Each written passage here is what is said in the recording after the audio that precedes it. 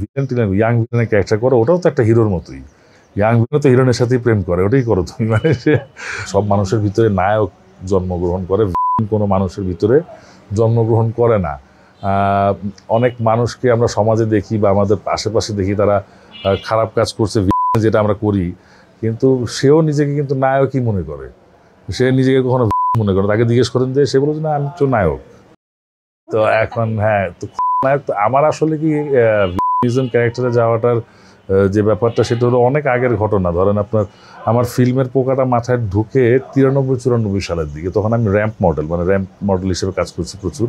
বিয়ের আগে থাকি ওয়ারিতে। আমার বাবার বন্ধু ছিলেন প্রয়াত চিত্র পরিচালক, অনেক নাম করা বাংলাদেশের, অশোক ঘোষ সাহেব। আপনারা জানেন, আপনার নাম শুনেছেন কিনা, যারা আগের দিনের মানুষ তারা চিনেন, ওনাকে জানেন। উনি খুব বড় বড় ছবি বানিয়েছেন।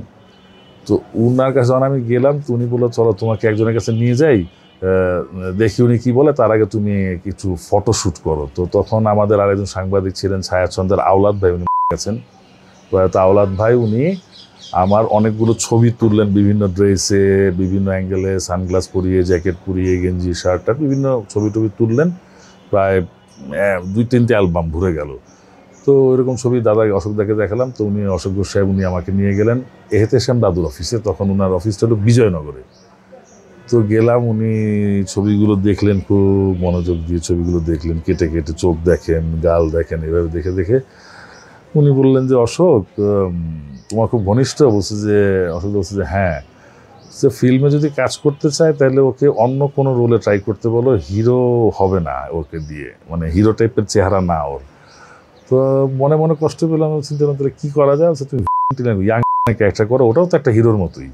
ইয়াং হিরোইনের সাথেই প্রেম করে, ওটাই করো তুমি। মানে সে ওইরকম একটা ঘটনা। তো যাই হোক, তারপরে আমি যখন কাজের সুযোগ পেলাম ফিল্মে, প্রথম ছবি আমার মাতৃভূমি, পরিচালক ছিলেন নাদিম মাহমুদ সাহেব। তো ওই ছবিতে আমি একটা পজিটিভ ক্যারেক্টার, মানে একটা সাংবাদিকের ক্যারেক্টার করলাম। অলথ্রো ছিল ক্যারেক্টারটা প্রথম থেকে শেষ পর্যন্ত।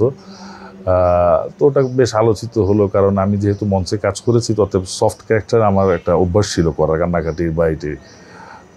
তারপরে হঠাৎ করে তার ঠিক পরবর্তী ছবি নাদিম মাহমুদ সাহেব বললো যে তুই ইয়াং ক্যারেক্টার কর। তখন আমার দাদুর কথা মনে পড়লো, এতেশাম দাদুর কথা। উনি বলেছিলেন যে করলে ভালো করবে।